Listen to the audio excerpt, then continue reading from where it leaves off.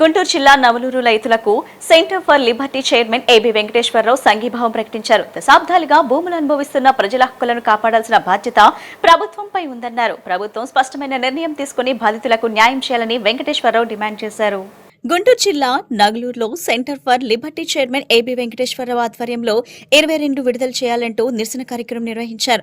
ఈ సందర్భంగా ఆయన మాట్లాడుతూ నవలూరు 22A భూముల వివాదం రాష్ట్ర వ్యాప్తంగా ఉన్న బాధితులకు కనువిప్పు కలిగించే ఉదాహరణ అని తెలిపారు. నవలూరు సర్వే నంబర్ 774లో సుమారు 30 ఎకరాల భూమి 22A వివాదంలో ఉందన్నారు. దశాబ్దాలుగా ఉన్న ఈ భూములను అనుభవిస్తున్న ప్రజల హక్కులను కాపాడాల్సిన బాధ్యత ప్రభుత్వంపై ఉందన్నారు. 22 ఏళ్ల చేర్చడం వల్ల భూములపై హక్కులు లావాదేవీల విషయంలో ప్రజలు ఇబ్బందులు పడుతున్నారని అన్నారు. బాధితులకు నోటీసులు ఇవ్వకుండా భూములను ప్రభుత్వ భూమిగా పరిగణించడం సరికాదన్నారు. గుంటూరు కలెక్టర్ 30 ఎకరాల భూమిని సిఆర్డీఏకి అప్పగిస్తూ లేఖ రాయడంపై అభ్యంతరం వ్యక్తం చేశారు. నిజంగా ప్రభుత్వ భూమి అయితే చట్ట ప్రకారం నోటీసులు ఇచ్చి స్వాధీనం చేసుకోవాలన్నారు.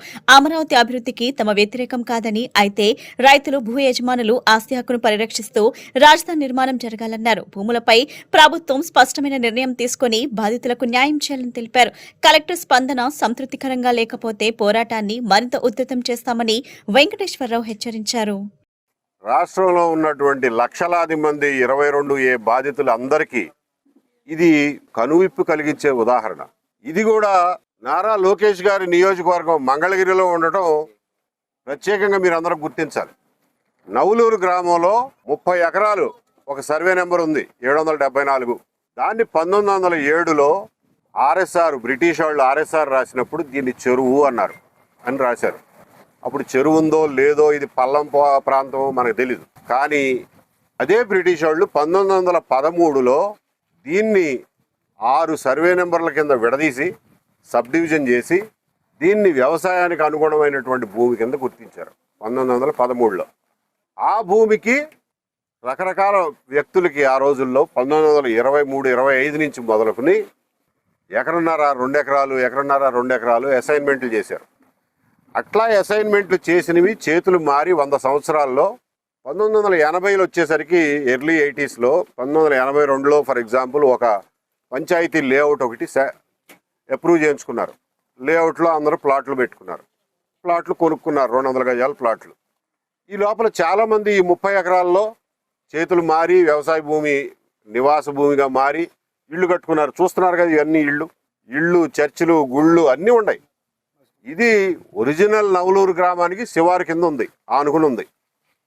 మసీదులు, ఈద్గాలు అన్నీ ఉన్నాయి. ఇట్లా ప్లాట్లు పెట్టుకున్న వాళ్ళు కొంతమంది హైదరాబాదు అటు ఇటు పోయారు. కట్టుకున్న వాళ్ళు కట్టుకున్నారు, మిగిలిన వాళ్ళు ప్లాట్ కింద ఉంచుకున్నారు. ఏంటంటే ఒక ఆస్తి కింద ఉంటుంది, ఏదో ఒక నాటికి మనకి కుటుంబానికి పనికి వస్తుంది అని. 1982 50 సంవత్సరాల కిందట జ్ఞాపకం పెట్టుకోండి కొనుక్కున్నది. 2007లో ఈ 22A చట్టం తెచ్చినప్పుడు అదాటున ఈ భూమి 30 ఎకరాలని కూడా తీసుకెళ్లి 22Aలో పెట్టేశారు. వీళ్ళు ఎమ్మటే కోర్టుకు వెళ్ళారు. కోర్టు స్టే ఇచ్చింది. వాళ్ళు బక్క ప్రాణులు, వాళ్ళు ఎంతమంది కోర్టులో కొట్లాడగలరు? 200 గజాల స్థలం కోసం హైకోర్టులో ఎన్ని రోజులు కొట్లాడగలరు? ఎన్ని లక్షలు ఖర్చు పెట్టగలరు? 2007లో ఈ భూమి ధర ఎంత అసలు? ఆ కోర్టు ఖర్చులుగా సరిపోతాయి ఆ డబ్బులన్నీ. కొంతకాలానికి స్టే వేకేట్ అయింది. మళ్ళా వీళ్ళు 2013లో హైకోర్టుకి వెళ్ళారు. 2013 నుంచి వాళ్ళు 2026 13 సంవత్సరాలుగా ఆ వ్యాజ్యం తేళ్ళ, ఇంకా పెండింగ్లో ఉంది. ఈ పెండింగ్లో ఉండగా రాష్ట్ర విభజన అయిపోయింది.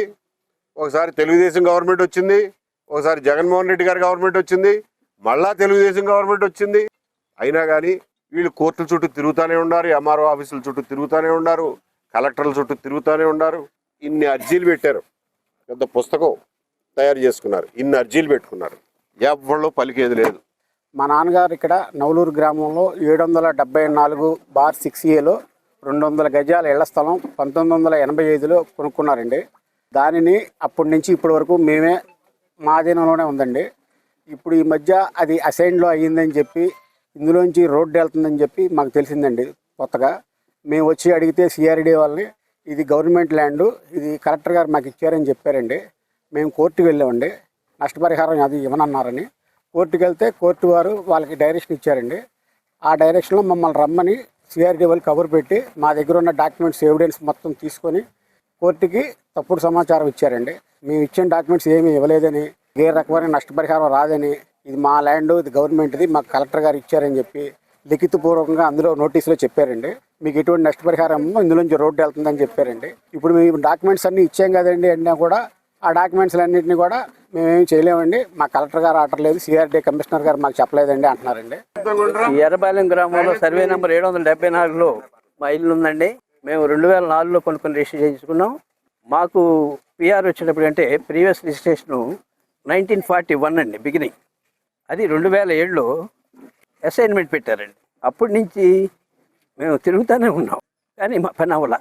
అదే సార్ దాని గురించి కోర్టుకు వెళ్ళారు చెప్పండి. మేము 2007లో కోర్టుకు వెళ్ళాం సార్. కోర్టుకు వెళ్తే స్టే ఇచ్చారండి. ఆ స్టే కొన్నాళ్ళకి వేకెట్ అయింది. వేకెట్ అయిన తర్వాత 2013లో 45 మంది కలిసి కోర్టుకు వెళ్ళామండి. అది సార్. ఆంధ్రప్రదేశ్ రాష్ట్ర రాజధానిగా ఆవిర్భవిస్తోంది. ఇక్కడున్న రైతులు చాలామందికి చెందాల్సిన భూములు చెందినప్పటికీ ఇలాంటి గ్రామాల్లో 22A సమస్య ఎదుర్కొంటున్న రైతులు చాలామంది ఉన్నారు. ఇది రాష్ట్ర వ్యాప్తంగా ఉన్న సమస్య, 10 లక్షల కుటుంబాలకు సంబంధించిన సమస్య. నూలూరు గ్రామంలో ప్రత్యేకత ఏంటంటే 10 లక్షల ఎకరాలు 22Aలో పెట్టినప్పటికి చాలామంది ప్రజలు మా భూమి మా ఆధీనంలో ఉంది, మేమే అనుభవిస్తున్నాం, మా ఇళ్ల స్థలాలు సేఫ్గా ఉన్నాయి, సరే 22A ఎప్పుడో ఒకసారి తీస్తారులే, మా అనుభవంలోనే ఉంది అని. తెలుసుకోవాల్సింది ఏంటంటే 22Aలో పెట్టిన తర్వాత మీ భూమికి ఎటువంటి రక్షణ లేదు. ప్రభుత్వం ఏ రోజైనా వాళ్ళకు తోచినట్లు లాక్కోవచ్చు అనటానికి ఇది మంచి ఉదాహరణ. కలెక్టర్ గారు, గుంటూరు జిల్లా కలెక్టర్ గారు చాలా శుభ్రంగా 774 సర్వే మేము ఉచితంగా సిఆర్డీఏకి ఇచ్చేస్తున్నాం అని ఉత్తరం రాశారు. ఇక్కడ ఉన్న ప్రజలను అడగలేదు, వీళ్ళకి నోటీసులు ఇవ్వలేదు. ఒక అరాచక విధానం ఈరోజు రాష్ట్ర వ్యాప్తంగా ప్రజల్ని అష్ట కష్టాలు పెడుతోంది. ప్రభుత్వం స్పందించి మేము డిమాండ్ చేసేది రోల్ బ్యాక్ 22A. మీరు 2014 తర్వాత వెబ్లాండ్తో చేసిన దుర్మార్గం, దాని మూలంగా 10 లక్షల కుటుంబాలు కష్టాలు పడుతున్నాయి.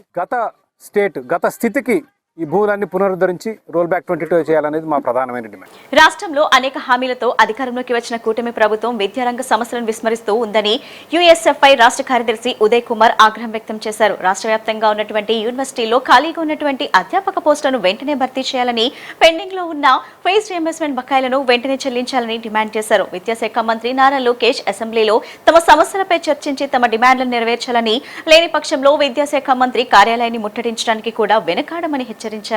విజయవాడ గాంధీనగర్ ధర్నా చౌక్ నందు విద్యారంగ సమస్యలను వెంటనే పరిష్కరించాలంటూ యుఎస్ఎఫ్ఐ ఆధ్వర్యంలో నిరసన కార్యక్రమాన్ని నిర్వహించడం జరిగింది. ఈ కార్యక్రమంలో యుఎస్ఎఫ్ఐ రాష్ట్ర కార్యదర్శి ఉదయ్ కుమార్ మాట్లాడుతూ విద్యారంగ సమస్యలను కూటమి ప్రభుత్వం పట్టించుకోవడం లేదని ఆగ్రహం వ్యక్తం చేశారు. వసతి గృహాల్లోనికి విద్యార్థి సంఘాలు, ప్రజా సంఘాల పాత్రికేయులు వెళ్లకూడదు అనేటువంటి జీవోలను ఈ ప్రభుత్వం వెంటనే రద్దు చేయాలని డిమాండ్ చేశారు. రాష్ట్ర వ్యాప్తంగా ఉన్నటువంటి యూనివర్సిటీల్లో ఖాళీగా ఉన్నటువంటి అధ్యాపక పోస్టులను వెంటనే భర్తీ చేయాలని, పెండింగ్ లో ఉన్న ఫీజు రియంబర్స్మెంట్ బకాయిలను వెంటనే చెల్లించాలని డిమాండ్ చేశారు. విద్యాశాఖ మంత్రి నారా లోకేష్ అసెంబ్లీలో తమ సమస్యలపై చర్చించి తమ డిమాండ్లను నెరవేర్చాలని, లేని పక్షంలో విద్యాశాఖ మంత్రి కార్యాలయాన్ని ముట్టడించడానికి కూడా వెనకాడమని హెచ్చరించారు. యుఎస్ఎఫ్ఐ ఆధ్వర్యంలో చలో విజయవాడకు పిలుపునందుకొని రాష్ట్రంలో నలుమూలల నుండి ఇచ్చేసినటువంటి విద్యార్థి మిత్రులందరికీ ఉద్యమ అభినందనలు. రాష్ట్రంలో అనేక విద్యారంగ సమస్యలను ఈ యొక్క రాష్ట్ర ప్రభుత్వం విస్మరిస్తూ ఉంది. తక్షణమే అప్రజాస్వామికమైనటువంటి వసతి గృహాల్లోకి, పాఠశాలల్లోకి విద్యార్థి సంఘాలు, ప్రజా సంఘాలు, పాత్రికేయులు వెళ్ళకూడదన్నటువంటి అప్రజాస్వామికమైనటువంటి జీవోలను తక్షణమే రద్దు చేయాలని, రాష్ట్ర వ్యాప్తంగా ఉన్నటువంటి యూనివర్సిటీల్లో ఖాళీగా ఉన్నటువంటి అధ్యాపక పోస్టులను భర్తీ చేయాలని, అదేవిధంగా పెండింగ్లో ఉన్నటువంటి ఫీజు రియంబర్స్మెంట్ ఏదైతే 7,000 కోట్ల రూపాయలు రాష్ట్ర వ్యాప్తంగా బకాయిలు చెల్లించాల్సి ఉందో ఈ యొక్క బకాయిలను తక్షణమే రాష్ట్ర ప్రభుత్వం చెల్లించాలని ఈ యొక్క నారా లోకేష్ అసెంబ్లీ సాక్షిగా అసెంబ్లీలో వీటిపై చర్చ పెట్టి తక్షణమే వీటిని విడుదల చేయాలని, లేకపోతే యుఎస్ఎఫ్ఐ విద్యార్థి సంఘంగా విద్యాశాఖ మంత్రి కార్యాలయం ముట్టడికి కూడా వెనకాడబోమని మరొకసారి హెచ్చరిస్తూ ఈ యొక్క విద్యారంగ సమస్యలన్నింటినీ కూడా తక్షణమే రాష్ట్ర ప్రభుత్వం పరిష్కరించాలని డిమాండ్ చేస్తూ ఉన్నాం. ఈరోజు విద్యారంగ సమస్యలు పరిష్కరించాలని ధర్నా చౌక్లో ధర్నా నిర్వహిస్తూ ఉన్నాం. ఈరోజు రాష్ట్రంలో ఉన్నటువంటి స్కూల్స్ కావచ్చు, హాస్టల్స్ కావచ్చు, లేదంటే కాలేజీలు కావచ్చు, అనేకమైనటువంటి సమస్యలు ఈరోజు తిష్ట వేస్తూ ఉన్నాయి. కనీసం నారా లోకేష్ గారు విద్యాశాఖ మంత్రిగా ఉంటే కనీసం ఆ శాఖకు సంబంధించినటువంటి కనీసం ఎక్కడ కూడా సమీక్ష కూడా నిర్వహించేటువంటి పరిస్థితి ఉంది. ఈరోజు GOMS1 ప్రకారం ఈ ఫీజు నియంత్రణ చట్టాన్ని అమలు చేయడంలో కూడా పూర్తిగా విఫలమైనారు. అదేవిధంగా ఈ రాష్ట్రంలో 9 DMDP యూనివర్సిటీలకు ఇష్టానుసారంగా అనుమతులు ఇచ్చేశారు. ఈరోజు ప్రైవేట్ యూనివర్సిటీలకు అనుమతుల కోసం 50 ఎకరాలు ఉంటే 10 నుంచి 15 ఎకరాలున్నా కూడా అనుమతులు ఇస్తామని చెప్పి రాష్ట్ర ప్రభుత్వం చెప్తా ఉంది. అంటే JEE మెయిన్స్ కావచ్చు, అదేవిధంగా నీట్ కావచ్చు, అదేవిధంగా ఉమ్మడి ప్రవేశ పరీక్ష నిర్వహిస్తూ ఉన్నారు. వాటి ద్వారా వచ్చేటువంటి విద్యార్థులకు కూడా కనీసం ఎక్కడ కూడా ఈరోజు సీట్ ఉన్నటువంటి పరిస్థితి ఉంది. ఈరోజు DMDP యూనివర్సిటీలే స్వయంగా ఈరోజు ఎంట్రన్స్ టెస్ట్ నిర్వహించుకోవడానికి అర్హత లేదు. కానీ అటువంటి అర్హత లేకపోయినా కూడా నిర్వహిస్తూ ఉంటే ఎందుకు చర్యలు తీసుకోవడం లేదని చెప్పి మేము ఈ సభగా అడుగుతా ఉన్నాం. అదే కాకుండా ఎస్వి యూనివర్సిటీలో ఇదే నారా చంద్రబాబు నాయుడు గారు ఈరోజు హాస్టల్ భవనాన్ని ఓపెన్ చేస్తే అక్కడున్నటువంటి ఎస్వి యూనివర్సిటీలో కనీసం హాస్టళ్ళకు కూడా కనీసం నాన్ టీచింగ్ స్టాఫ్ లేక ఈరోజు అక్కడ ఉన్నటువంటి వస్తువులన్నింటినీ కూడా దొంగిలించేటువంటి పరిస్థితి ఉంది. తాడేపల్లి ప్రెస్ క్లబ్ లో వెల్ఫేర్ స్కీమ్ బిల్డర్స్ బాధితుల మీడియా సమావేశం ఏర్పాటు చేశారు. ఈ సందర్భంగా విశాఖపట్నం కేంద్రంగా 3,000 కోట్ల దందా జరిగినట్లు బాధితులు తెలిపారు. 1,000 రూపాయలు కడితే ఫ్లాట్స్ కేటాయింపు అని నమ్మించి లేఅవుట్ల పేరుతో కోట్ల రూపాయలు వసూలు చేశారు. కుశలవాడ మూలపుద్దు భూముల ల్యాండ్స్ చూపించి కంపెనీలు కోట్లు వసూలు చేసి 200 కోట్ల భూములు మాత్రమే కొన్నారు. బాధితులు ఏజెంట్లపై ఒత్తిడి తీసుకురావడంతో కొంతమంది ఏజెంట్స్ చనిపోయారు. కంపెనీ ఎండీ మల్లా విజయ్ ప్రసాద్ పై ఫిర్యాదు చేసినా కేసులు తీసుకోవటం లేదని, కంపెనీపై ఈడీ దాడులు చేసినా బాధితులకు న్యాయం జరగలేదు. CM Chandrababu, deputy CM Pawan Kalyan పరిస్థితులు వివరించినా కానీ న్యాయం జరగలేదని ఆవేదన వ్యక్తం చేశారు బాధితులు మధుసూదన్ తదితరులు. వెల్ఫేర్ గ్రూప్ ఆఫ్ కంపెనీస్ దాదాపు 10 రాష్ట్రాల దాకా ఉంది. మల్లా విజయ్ ప్రసాద్ ఎండి, డైరెక్టర్ శ్రీనో ఏఎస్ఆర్. నేను సీనియర్ మార్కెటింగ్ పర్సన్ని, కోఆర్డినేటర్ని, 12 బ్రాంచ్ కోఆర్డినేటర్ని. ప్రజలతో డబ్బులు కట్టించాము, ఆర్టీలు FDలు అని చెప్పేసి మంచి వడ్డీస్తో కట్టించాము. నమ్మకానికి అమౌంట్ ఉందని చెప్పి కట్టించాము. కట్టించిన తర్వాత గడువు అయిపోయిన తర్వాత జనాల డబ్బులు సమయానికి ఇవ్వడం లేదు. కొంతమందికి ఏమో క్యాష్గా ఇచ్చారు ముందు, తర్వాత క్యాష్ ఇవ్వలేము ప్లాట్లు ఇస్తామని చెప్పేసి ప్లాట్లు కొంతమందికి ఇచ్చారు. తర్వాత ప్లాట్లు కూడా లేవని చెప్పేసి సెక్యూరిటీ కింద పెట్టి ల్యాండ్స్ కూడా అమ్మేసుకున్నారు. ఇప్పుడు ల్యాండ్స్ కూడా ఎక్కడ లేవు. అందువల్ల ప్రజలకు ఇచ్చే అమౌంట్ అవకాశం లేదు. అయితే వచ్చిన అమౌంట్స్ మొత్తం కూడా మొదటి నుంచి కూడా కంపెనీ డైవర్షన్స్లో పెట్టేసుకుని డైవర్షన్ చేసేసుకుంది. అంటే ఏ విధంగా డైవర్షన్ చేస్తుందండి? ఇప్పుడు బినామీ పేరుతో చేసుకున్నారు సార్. ఇప్పుడు ఒక యాక్చువల్గా మాకు చెప్పింది ఏంటంటే, మేము ఇన్ని కోట్ల రూపాయలు డబ్బులు వచ్చినా రియల్ ఎస్టేట్లో పెడతామని చెప్పడం జరిగింది విజయ్ ప్రసాద్. కానీ వచ్చిన డబ్బుల్ని వచ్చినట్టు డైవర్షన్స్లో, అంటే ఒక ఇన్స్టిట్యూట్ కొన్నాడు, వెల్ఫేర్ ఇన్స్టిట్యూట్ ఆఫ్ సైన్స్ టెక్నాలజీని పెట్టించాడు, దాన్ని మళ్ళించాడు, మళ్ళీ అక్కడి నుంచి అమ్ముకున్నాడు, మళ్ళీ ఇంకో దాంట్లో పెట్టుకున్నాడు. ఇట్లాగా కొన్ని ల్యాండ్స్ కొనుక్కున్నారు. ఇట్లా బినామీ పేరుతోటే వెళ్ళిపోయిన డబ్బులు మొత్తం కూడా. మళ్ళీ విజయ్ ప్రసాద్ వెస్ట్ జోన్ మాజీ ఎమ్మెల్యే వైఎస్ఆర్సీపీ. ప్రసాద్ ఎండి గారు కూడా మన చంద్రబాబు నాయుడు గారు ఆ రోజు మాట్లాడాడు, విజయ్ ప్రసాద్ దొంగ నేను ఎందుకు చూస్తాను గవర్నమెంట్ లాగా, నేను ఎందుకు చేస్తాను చెప్పాడు. అప్పుడు అదే చెప్పిన పాయింట్. నేను మీ ఇద్దరు గెలిచి 2 సంవత్సరాలు అయిపోయింది ముఖ్యమంత్రి గారు, అసలు ఇంతవరకు మీరు పట్టించుకోవట్లేదు, మీకు మధ్య వాళ్ళ మధ్య లోపాయకర ఒప్పందం జరిగిందని అడుగుతున్నాను నేను. ఎందుకంటే ఇతర రాష్ట్రాల్లో గవర్నమెంట్లు అందరూ అరెస్ట్ చేశారు, కేసులు పెట్టారు, తీసుకెళ్లిపోయారు. మీరు మన రాష్ట్రంలో ఉన్న వాళ్ళు మీరు ఎందుకు పట్టించుకోవడం లేదు? గత శతాబ్ద కాలంగా భారతదేశంలో సాగుతున్న రకరకాల సామాజిక రాజకీయ ఉద్యమాల్లో యువత మరియు విద్యార్థుల పాత్రే అత్యంత కీలకమైనదని ఏషియా జాతీయ అధ్యక్షులు నేహా మరియు Nagarjuna university political science professor Anji Reddy స్పష్టం చేశారు. ప్రస్తుత ప్రభుత్వాలు విద్యార్థుల రాజ్యాంగబద్ధమైన హక్కులను లాక్కుంటున్నాయని ఆందోళన వ్యక్తం చేశారు. 2025 నూతన విద్యా విధానం మరియు NDPలను రద్దు చేసేంత వరకు విద్యార్థి లోకం విశ్రమించకూడదని, మత కులపరమైన విద్వేష విధానాలను యువత ఏకమై వ్యతిరేకించాలని పిలుపునిచ్చారు. నగరంలోని హనుమంతరాయ్ గ్రంథాలయంలో నందు నిర్వహించిన జెన్జీ ప్రశ్నిస్తుంది విద్యార్థి యువజన సభ ఉత్సాహభరిత వాతావరణంలో సాగింది. ఈ కార్యక్రమంలో ఏషియా జాతీయ అధ్యక్షురాలు నేహా మరియు Nagarjuna university political science professor Anji Reddy ముఖ్య అతిథులుగా పాల్గొని ప్రసంగించారు. ఈ సందర్భంగా ASIA జాతీయ అధ్యక్షురాలు నేహా సభను ఉద్దేశించి మాట్లాడుతూ విద్యార్థులు పోరాట పటిమను కొనియాడారు. ఢిల్లీలోని జంతర్ మంతర్ వద్ద విద్యార్థులు చూపిన తెగింపు పోరాటం వల్లే కేంద్ర మంత్రి తన పదవికి రాజీనామా చేయాల్సి వచ్చిందని గుర్తు చేశారు. మత కులపరమైన విద్వేష విధానాలను యువత ఏకమై వ్యతిరేకించాలని పిలుపునిచ్చారు. ప్రస్తుత ప్రభుత్వాలు విద్యార్థుల రాజ్యాంగబద్ధమైన హక్కులను లాక్కుంటున్నాయని ఆందోళన వ్యక్తం చేశారు. 2025 నూతన విద్యా విధానం మరియు NDPలను రద్దు చేసేంత వరకు విద్యార్థి లోకం విశ్రమించకూడదని, ఈ ఐక్య పోరాటంలో మనమే ఖచ్చితంగా విజయం సాధిస్తామని ధీమా వ్యక్తం చేశారు. అనంతరం ప్రొఫెసర్ అంజిరెడ్డి మాట్లాడుతూ నాగార్జున విద్యార్థి ఉద్యమాల ప్రాధాన్యతను వివరించారు. ఢిల్లీలో విద్యార్థులు చేపట్టిన ప్రజా ఉద్యమం దేశవ్యాప్తంగా తీవ్ర చైతన్యాన్ని నింపిందని, అది మొత్తం భారతదేశాన్ని కదిలించి వేసిందని అన్నారు. ఢిల్లీ పీఠాన్ని విద్యార్థులు నేరుగా ప్రశ్నించి తమ నిరసన గళాన్ని వినిపించారని కొనియాడారు.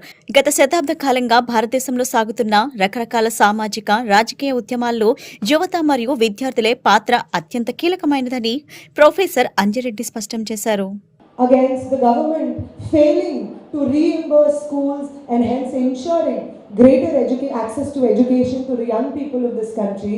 I congratulate all of you on your struggles. I extend my solidarity, and I hope that with your movement, with the movement being built by the students and that has been recently won by the students of Jharkhand, Ranchi, the movement of the students in ISI in Kolkata, the movement of the students in Nalsar and HCU, and the movements of students here in Andhra Pradesh will together unite, and in our solidarity we will win for us an education system where everybody has free and fair access to education. And the cost is paid by us, the common students and the young people of this country.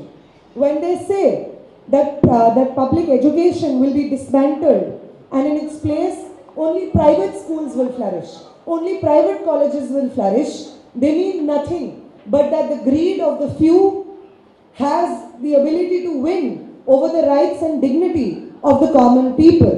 When they say that there will be private schools, ఒక సాధారణ అంశంపై విద్యార్థి లోకం అనేది చాలా బలీయంగా ప్రభుత్వాన్ని ప్రశ్నిస్తూ ఒక నిరసనని చాలా బలంగా వ్యక్తం చేయటం అనేది మొత్తం దేశ ప్రజల్ని నిర్వీర్యపరిచింది. జంతర్ మంతర్లో జరిగినటువంటి ఉద్యమం అనేది మొత్తం ఈ దేశ ప్రజానీకాన్ని మేల్కొల్పటమే కాకుండా తిరిగి కేవలం ఆ ఉద్యమం లేవనెత్తినటువంటి ప్రశ్నల్ని గురించి ఆలోచించటం కాకుండా తిరిగి ఈ విద్యార్థుల్ని ఆ ఉద్యమం వైపు ఆకర్షించడానికి గల కారణాలు ఏవి అంటే ఏ అంశాలు అన్ని ప్రాంతాల నుంచి వేలాది మంది విద్యార్థులు ఆ ఉద్యమంలో పాల్గొనటానికి కారణాలు ఎక్కడ ఉన్నాయి? కేవలం ఆర్థిక అంశాలు లేకుంటే వాళ్ళ యొక్క చదువులు లేదా ఉద్యోగాలకు సంబంధించినటువంటి సమీప అంశాలే మొత్తం ఈ విద్యార్థి లోకాన్ని ఆకర్షించాయా?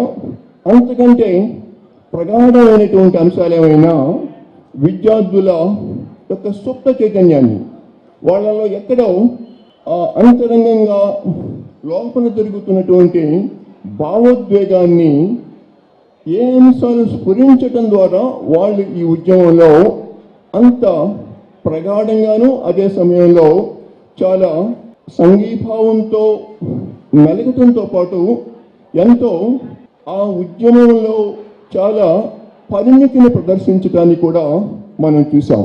రాష్ట్రంలో అధికారంలోకి వచ్చిన కూటమి ప్రభుత్వం ఎన్నికల్లో ఉద్యోగ ఉపాధ్యాయ కార్మికులకు ఇచ్చిన హామీలు ఏ ఒక్కటి అమలు చేయకుండా పక్కా కార్పొరేట్ అనుకూల విధానాలు అవలంబిస్తుందని ఏఐటీయూసీ గౌరవ అధ్యక్షులు జగదీష్ తీవ్రస్థాయిలో విమర్శలు గుప్పించారు. ఉద్యోగ ఉపాధ్యాయుల సమస్యలపై కూటమి ప్రభుత్వం ఏమాత్రం శ్రద్ధ వహించడం లేదన్నారు. తమ సమస్యలను రాష్ట్ర ప్రభుత్వం వెంటనే పరిష్కరించాలని, లేని పక్షంలో తమ ఆందోళన మరింత ఉధృతం చేస్తామని హెచ్చరించారు. విజయవాడ గాంధీనగర్ ధర్నా చౌక్ నందు ఉద్యోగ ఉపాధ్యాయ కార్మికులకు ఇచ్చిన హామీలను రాష్ట్ర ప్రభుత్వం వెంటనే అమలు చేయాలని డిమాండ్ చేస్తూ ఏఐటీయూసీ రాష్ట్ర సమితి ఆధ్వర్యంలో నిరసన కార్యక్రమాలు నిర్వహించారు. ఈ సందర్భంగా ఏఐటీయూసీ గౌరవ అధ్యక్షులు జగదీష్ మాట్లాడుతూ నరేంద్ర మోడీ, చంద్రబాబు కార్మిక, కర్షక, ప్రజా వ్యతిరేక విధానాలను ప్రతిఘటించాలని ఏఐటీయూసీ రాష్ట్ర సమితి నిర్ణయించిందన్నారు. 4 కార్మిక కోడ్ల రద్దుతో పాటు 26,000 రూపాయల కనీస వేతనం, 8 గంటల పనిదినం, కాంట్రాక్ట్ అవుట్సోర్సింగ్, ఆశా, అంగన్వాడీ తదితర స్కీమ్ వర్కర్స్ రెగ్యులరైజేషన్ కోరుతూ నేడు నిరసన కార్యక్రమం నిర్వహించడం జరిగిందన్నారు. మోడీ మూడోసారి అధికారంలోకి వచ్చిన తర్వాత కార్పొరేట్ ఎజెండాను మరింత నిర్దాక్షిణ్యంగా అమలు జరుపుతున్నామన్నారు. రాష్ట్రంలో అధికారం వచ్చిన కూటమి ప్రభుత్వం ఎన్నికల్లో ఉద్యోగ ఉపాధ్యాయ కార్మికులకు ఇచ్చిన హామీలు ఏ ఒక్కటి అమలు చేయకుండా పక్కా కార్పొరేట్ అనుకూల విధానాలు అవలంబిస్తుందని మండిపడ్డారు. తమ సమస్యలను రాష్ట్ర ప్రభుత్వం వెంటనే పరిష్కరించాలని, లేని పక్షంలో తమ ఆందోళన మరింత ఉధృతం చేస్తామని హెచ్చరించారు. ఈ యొక్క సరుకులు ఉత్పత్తి చేసేదంట్లో వారు పడుతున్నటువంటి కష్టము, వారు ప్రతి పనిలోనూ వారి యొక్క పాత్ర లేకపోతే అసలు సమాజమే నడవదు. అలాంటప్పుడు కార్మికులు అడుగుతున్నది కేవలము నెలకు 26,000 రూపాయలు కనీస వేతనాన్ని అడుగుతున్నారు. అంటే 30 రోజులకి రోజు 1,000 రూపాయలు వేతనం వేసినా కూడా 30,000 అవుతుంది. మరి ఈరోజు 1,000 రూపాయల్లో ఒక జీవనం బతికేదానికి అవకాశం ఉంది. ఆ రోజు ప్రతిరోజు ఒక కుటుంబం ఖర్చు 1,000 రూపాయలైనా అయినా కార్మికులు ఉద్యోగులంతా కలిపి 26,000 రూపాయలే కనీస వేతనం అడుగుతూ ఉన్నారు. దాన్ని ఇచ్చేదానికి ప్రభుత్వం కనీస వేతనం నిర్ణయించేదానికి సిద్ధంగా లేదు. దానికోసం ఈరోజు ధర్నాలు చేయాల్సి వస్తుంది. దాంతోపాటు కార్మికులు హక్కులు సాధించుకున్న వాటిని యథావిధిగా అమలు జరిపితే కూడా ధర్నాలు చేయాల్సిన అవసరం లేదు. కార్మికులు ఉద్యోగులు వాటిని కూడా యథావిధిగా అమలు జరుపురు. ఈరోజు ప్రభుత్వ ఉద్యోగాలు చేసేటువంటి వాళ్ళకి పిఆర్సీ వేయాలి. ఆ పిఆర్సీ అరియర్స్ ఎంతున్నదని దాన్ని ఇవ్వడంలే. దానికోసం వాళ్ళ మరలా సమ్మెబాట పట్టాలని చెప్పనని ప్రభుత్వ ఉద్యోగులంతా కూడా ఆలోచిస్తూ ఉన్నారు, కార్యాచరణ రూపొందిస్తూ ఉన్నారు. కాబట్టి ఈ యొక్క ఆందోళనకి ధర్నాలకి ప్రభుత్వమే కారణం కల్పించి కార్మికుల్ని శ్రామికుల్ని చిన్నచూపు చూస్తుంది. కాబట్టి కార్మిక హక్కులు కాలరాస్తుంది. కాబట్టి ఈరోజు ఇలాంటి ధర్నాలు రాష్ట్ర వ్యాప్తంగా ఏఐటీసీ ఆధ్వర్యంలో నిర్వహిస్తూ ఉన్నాము. ఈరోజు రాష్ట్ర వ్యాప్తంగా 28 జిల్లాలలో ఏఐటీసీ ఆధ్వర్యంలో ధర్నాలు నిర్వహిస్తున్నాము. మరి ఈ ధర్నాలు ఎందుకు నిర్వహిస్తున్నామంటే ఈ మధ్యకాలంలో రాష్ట్ర వ్యాప్తంగా వరుసగా కార్మికుల ఆందోళన బాట పట్టడం జరిగింది. ఇదే ధర్నా చౌక్లో ఇటీవల కాలంలో మున్సిపల్ కార్మికులు పెద్ద ఎత్తున ఉద్యమం చేసినా కానీ వాళ్ళ సమస్యలు పట్టించుకోకుండా మరి చంద్రబాబు నాయుడు గారు పోతున్నారు. అదేవిధంగా మొన్న సచివాలయంలో పనిచేసే ఉద్యోగులు వేలాది మంది ఇక్కడికే వచ్చారు. ఆర్టీసీ అవుట్సోర్సింగ్ ఉద్యోగులు కూడా ఇక్కడ ఆందోళన చేశారు. అదేవిధంగా గిరిజన ఉపాధ్యాయులు కూడా గురుకుల పాఠశాలలో పనిచేసే వాళ్ళు కూడా ఇదే విధంగా ఆందోళన చేశారు. అదేవిధంగా ఆశా అంగన్వాడీ మధ్యాహ్న భోజనము ఐకేపీ ఆనిమేటర్లు అందరూ కూడా వాళ్ళ సమస్యలపైన ఉద్యమిస్తున్నారు. అయితే ప్రభుత్వానికి ఎన్ని ఉద్యమాలు చేసినా నిమ్మకు నీరెత్తినట్టుంది. ఈరోజు అసెంబ్లీ సమావేశాలు నిన్నటి నుంచి ప్రారంభమైనాయి. మేము చెప్తున్నాం ఈ సందర్భంగా మీరు కార్మికుల సమస్యలపైన అసెంబ్లీలో చర్చ చేయకపోతే రాబోయేటువంటి కాలంలో మరి చలో అసెంబ్లీకి కూడా పిలిపించడానికి ఏఐటీసీ వెనకాడదు. అదేవిధంగా ఈరోజు మోడీ ప్రవేశపెట్టినటువంటి 4 లేబర్ కోడ్ల్లో భాగంగా మీరు 8 గంటల పనిదినాన్ని కూడా 12 గంటలు మారుస్తూ అసెంబ్లీలో తీర్మానం చేశారు. ఆ తీర్మానాన్ని కూడా ఈ అసెంబ్లీ సమావేశాలలో ఉపసంహరించుకోవాలని మేము డిమాండ్ చేస్తున్నాము. భారతదేశంలో గతంలో క్యాన్సర్ బాధితులు చాలా తక్కువగా ఉండేవారని, గత 10-15 ఏళ్లలో 12 మంది మహిళల్లో ఒకరికి రొమ్ము క్యాన్సర్ నిర్ధారణ అవుతున్న సందర్భాలు ఎక్కువయ్యాయని హైదరాబాద్ హైటెక్ సిటీలోని Yashoda hospital senior surgical oncologist robotic surgeon doctor Rajesh Goud తెలిపారు. క్యాన్సర్ అవగాహన పెరిగిందని, అనేక పరిశోధనలు జరిగాయని, అధునాతన వైద్యం కూడా అందుబాటులోకి వచ్చిందన్నారు. గతంలోలా రొమ్ము క్యాన్సర్ అంటే ప్రాణాంతక వ్యాధి అని కాకుండా ఇప్పుడు ఉన్న ఆధునిక వైద్యం ద్వారా క్యాన్సర్ ను నయం చేయవచ్చునని తెలిపారు. హైదరాబాద్ హైటెక్ సిటీలోని యశోద హాస్పిటల్స్ ఆధ్వర్యంలో క్యాన్సర్ పై అవగాహన సదస్సు గాంధీనగర్లోని ఓ హోటల్లో నిర్వహించారు. ఈ సదస్సులో hospital senior surgical oncologist robotic surgeon doctor Rajesh Goud మాట్లాడుతూ, గతంలో రొమ్ము క్యాన్సర్ అంటే ప్రాణాంతిక వ్యాధి అని కాకుండా ఇప్పుడున్న ఆధునిక వైద్యం ద్వారా క్యాన్సర్ ను నయం చేయవచ్చునని తెలిపారు. మహిళలకు ఒకసారి రొమ్ము క్యాన్సర్ వస్తే రొమ్ము అంతా తీయాల్సి వచ్చేదని, కానీ ఇప్పుడు ఆ పరిస్థితి లేదన్నారు. ప్రెసిషన్, పర్సనలైజేషన్ ట్రీట్మెంట్, ప్రిజర్వేషన్ విధానాల ద్వారా చికిత్స చేస్తారన్నారు. ప్రతి క్యాన్సర్ కు ఒకే రకమైన చికిత్స ఉండదని, ప్రతి రొమ్ము క్యాన్సర్ కు బయాప్సీ చేసి అది ఎటువంటి క్యాన్సర్ అనేది గుర్తించి చికిత్స చేస్తారన్నారు. ఒకవేళ రొమ్మును పూర్తిగా తీయాల్సి వస్తే పొట్టలోని కండరాలు తీసి రొమ్మును మళ్లీ పునర్నిర్మించవచ్చునని తెలిపారు. రొమ్ములో ట్యూమర్ పెట్టగా ఉన్నప్పుడు ఆపరేషన్ కు ముందుగానే కీమోథెరపీ చేస్తే ట్యూమర్ కుచిస్తుంది. అప్పుడే ఆపరేషన్ చేయించడం వల్ల మొత్తం రొమ్ము తీయాల్సిన అవసరం ఉండదన్నారు. క్యాన్సర్ ఉంటే భయపడాల్సిన పనే లేదని, అత్యాధునిక వైద్యం అందుబాటులో ఉండదన్నారు. రోబోటిక్ సర్జరీ అంటే రోబో చేయదని, ఇది మినిమల్ ఇన్వెస్టిగేషన్ సర్జరీ అని పేర్కొన్నారు. పొట్టపైన చిన్న హోల్స్ పెట్టి సర్జరీ చేస్తారని, మ్యాగ్నిఫికేషన్ ఉంటుందన్నారు. ఈ రోజు మనం చూస్తున్నాము చాలా మందిలో బ్రెస్ట్ క్యాన్సర్ అనేది చాలా కామన్ అయిపోయింది. అంటే ఇండియాలో ఇంతకుముందు చాలా తక్కువ ఉండేది, బట్ లాస్ట్ 10-15 ఏళ్లలో ఆల్మోస్ట్ ఒక 12 మంది ఫీమేల్స్లో ఒకరికి బ్రెస్ట్ క్యాన్సర్ డయాగ్నోజ్ అయ్యే ఛాన్సెస్ ఎక్కువ అయిపోయాయి. సో అలాగే క్యాన్సర్కి కూడా అవగాహన కూడా పెరిగింది. సో క్యాన్సర్లో చాలా రీసెర్చెస్ వచ్చాయి, క్యాన్సర్లో చాలా అడ్వాన్స్డ్ ఎక్విప్మెంట్స్ కానీ అడ్వాన్స్డ్ టెక్నాలజీస్ కూడా వచ్చాయన్నమాట. సో ముందులాగా బ్రెస్ట్ క్యాన్సర్ అనేసరికి ఇంకా అదేదో డెత్ సెంటెన్స్ కాకుండా, అంటే ఇప్పుడున్న అడ్వాన్స్ ట్రీట్మెంట్ల వల్ల ఏంటంటే almost it's like A curable cancer అనమాట. అంటే ఈవెన్ క్యాన్సర్ అని డయాగ్నోజ్ చేసినా కూడా కంప్లీట్ ట్రీట్మెంట్ ఇవ్వడంతో పాటు కంప్లీట్గా క్యూర్ అయ్యే ఛాన్స్ ఉంటుంది. సో మనకి ముందుగా ఏంటంటే ఒక్కసారి రొమ్ము క్యాన్సర్ వచ్చింది అని అంటే ఆడవాళ్ళకి కంప్లీట్గా రొమ్మంతా తీయాల్సిన అవసరం పడేదన్నమాట. బట్ ఇప్పుడున్న అండర్స్టాండింగ్ ఆఫ్ బయాలజీ వల్ల మెయిన్గా ఇప్పుడున్న బ్రెస్ట్ క్యాన్సర్ ట్రీట్మెంట్లో 3 ప్రిన్సిపల్స్ ఉంటాయి, 3 P's అంటారనమాట. So that is called precision, personalised treatment and preservation. So అంటే మెయిన్గా వీటి ఉద్దేశం ఏంటి అని అంటే అవగాహన క్యాన్సర్ గురించి బాగా బయాలజీ గురించి స్టడీ చేసిన తర్వాత ఏమైందంటే ప్రతి క్యాన్సర్ ఒకేలాగా ట్రీట్ చేయమన్నమాట. సో ఒక ఫీమేల్కి ఒక 35 ఇయర్స్ ఫీమేల్కి ఒక క్యాన్సర్ లాగా ఒక రొమ్ము క్యాన్సర్ ఉంది, 38 ఇయర్స్ ఫీమేల్కి రొమ్ము క్యాన్సర్ ఉన్నా రెండు ఒకటేలాగా ట్రీట్ చేయమన్నమాట. సో ఎలా అంటే పర్సనలైజ్ ట్రీట్మెంట్ అనేది ఏంటంటే ప్రతి బ్రెస్ట్ క్యాన్సర్కి ముందుగా బయాప్సీ అనేది కంపల్సరీగా చేసి దాన్ని మాలిక్యులర్ అనాలిసిస్ చేసిన తర్వాత అది ఎటువంటి టైప్, హార్మోన్ రిసెప్టార్ పాజిటివ్ టైపా, ట్రిపుల్ నెగిటివ్ అనేది డివైడ్ చేస్తాం అనమాట. ఇలా డివైడ్ చేయడం వల్ల మొదలు కీమోథెరపీ ఇవ్వాలా, సర్జరీ చేయాలా అనేది చాలా ఇంపార్టెంట్ అనమాట. సో అండ్ మెయిన్గా ఇప్పుడున్న పద్ధతుల్లో ఏంటి అని అంటే రొమ్మంతా తీయాల్సిన అవసరం లేకుండా బ్రెస్ట్ కన్జర్వేటివ్ సర్జరీస్ అనేది నామ్ అయిపోయింది. పనికి మాలిన పాలక వర్గాలు గత 10 సంవత్సరాలుగా విజయవాడ నగరాన్ని హస్తగతం చేసుకుని నగరాన్ని మురికి కుంపగా తయారు చేసి ఇప్పుడు తగుదనమ్మా అని రాబోయే స్థానిక ఎన్నికల్లో అధికారం కోసం ఉవ్విళ్లూరుతున్నారని ఏపీసీసీ ఉపాధ్యక్షుడు కొలనకొండ శివాజీ విమర్శించారు. విజయవాడ అభివృద్ధి చేస్తే రాజధాని అమరావతికి దెబ్బ అని విజయవాడ అభివృద్ధిని పడుకోబెట్టి చోద్యం చూస్తున్నారన్నారు. అగ్రవర్ణాల ధనికులు ఉన్న ప్రాంతంలో కార్పొరేషన్ బడ్జెట్ ని ఖర్చు పెట్టి పేదలు ఉన్న ప్రాంతాన్ని నిర్లక్ష్యం చేయటం ముమ్మాటికి నేరమేనన్నారు. మున్సిపల్ కమిషనర్ ధ్యాన్ చంద్రని తనతో పాటు నరహర్శెట్టి నరసింహారావు, వి గురునాథం, బషీర్ అహ్మద్ అన్సారీ, ఎండి బేగ్, పరశురాం, రమణ కలిసి 3 నియోజకవర్గాల సమస్యల మీద వినతి పత్రం అందజేయగా ఆయన సానుకూలంగా స్పందించారన్నారు. అమరావతి రాజధాని కోసం, విజయవాడ నగర అభివృద్ధిని పండబెట్టడం కోసం ఇక్కడ ఎటువంటి అభివృద్ధికి నిధులు కేటాయించకుండా కేవలం అగ్రవర్ణాలు ధనికులు ఉన్న ప్రాంతంలోనే కార్పొరేషన్ బడ్జెట్ తీసుకెళ్ళి మొత్తం అక్కడ ఖర్చు పెడతా ఉన్నారు. స్లమ్లో మధ్యతరగతి ఉద్యోగస్తులు ఉన్న ప్రాంతంలో ఏమాత్రం డబ్బులు ఖర్చు పెట్టట్లా, ఇటు పుల్ల తీసి అటు పుల్ల పెట్టట్లా. ఈ ప్రభుత్వం కానీ అంతకుముందు ఉన్న ప్రభుత్వం కానీ నగర అభివృద్ధి మీద చిత్తశుద్ధి ఏమాత్రం లేదు.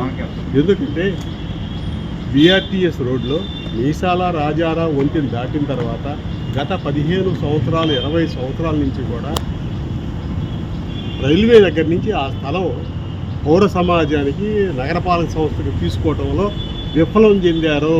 అన్ని రాజకీయ పార్టీల ప్రజాప్రతినిధులు, నగర పట్టణ ప్రణాళిక అధికారులు మొద్దు నిద్రపోయారు.